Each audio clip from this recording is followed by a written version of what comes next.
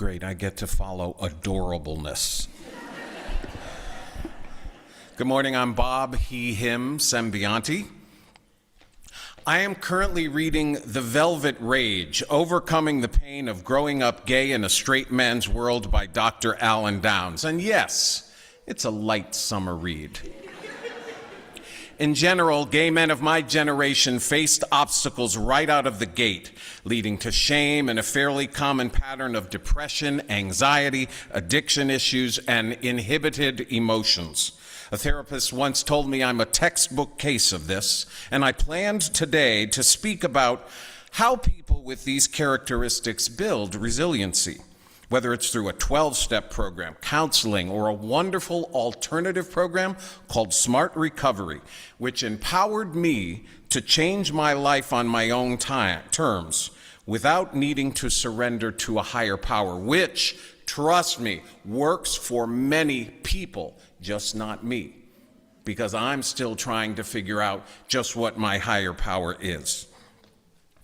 In the fight to be resilient, choosing the right tools is key. Then the other night I found a song which helped me flesh these comments out a bit more, powerfully speaking to the questioning of a higher power and hopefully adding a layer of universality to these comments. Now, I'm a musical theater lover. I spent the first 20 years of my career being in them, working on them, and it's my passion. And I just discovered a Swedish musical written 30 years ago called Kristina. And it's written by the musical geniuses behind ABBA, Benny Andersson and Bjorn Ulvaeus. I'm an ABBA super trooper. I pause. Thank you for the music. We go on.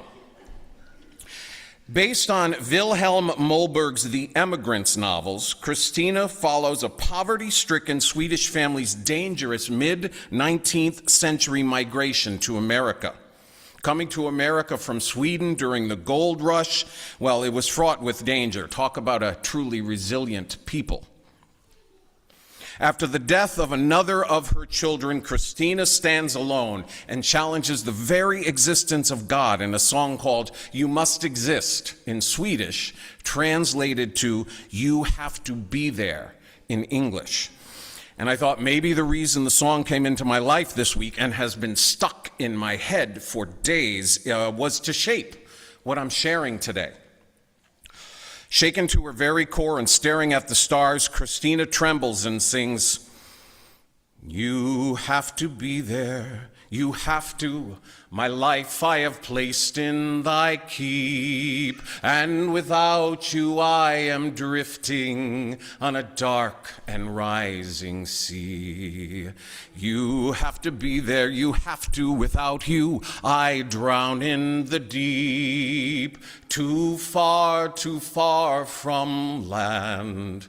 The waters drag me down, I reach for your hand. Now these lyrics made me think of us, this congregation, because you sometimes question God's existence, each in our own way, or perhaps it's better to say we each define God in our own way and have many questions. Yet we keep reaching out our hand. And we must believe something is offering a hand back, even if it's simply and magnificently the life force we give each other through faith. For me, resilience is strength, and faith is resilience in action. Before her song's conclusion, Kristina sings, And when I die, who will open their arms to receive me? Who will forgive me and take me and show me their face? When I go to my rest, who will watch me and wake me? When my time comes at last, will you grant me your grace?